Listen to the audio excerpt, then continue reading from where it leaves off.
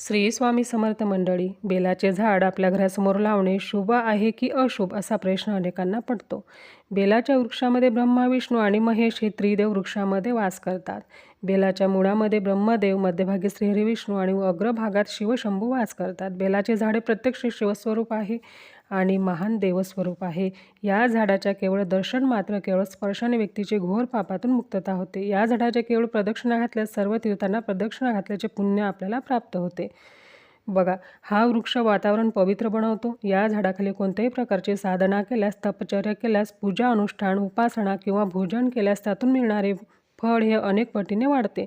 मैत्रिणींनो, धर्मशास्त्रात असंही सांगितलेलं आहे की जी व्यक्ती केवळ एक बेलवृक्ष लावते, त्याचं संगोपन करते, त्याचा सांभाळ करते, त्या व्यक्तीला 1,000,000 शिवालय म्हणजेच शिवशंकरांचे मंदिर निर्मिती करण्याचं फळ प्राप्त होतं. तर मैत्रिणींनो, तुम्ही बेलाचे झाड नक्की तुमच्या अंगणात किंवा शेतात लावा, जेणेकरून त्या वृक्षाची बेलपत्री शिवशंकरांना अर्पण केल्या जातील आणि तुम्हाला त्याचं पुण्यफळ प्राप्त होईल. श्री स्वामी समर्थ. धन्यवाद.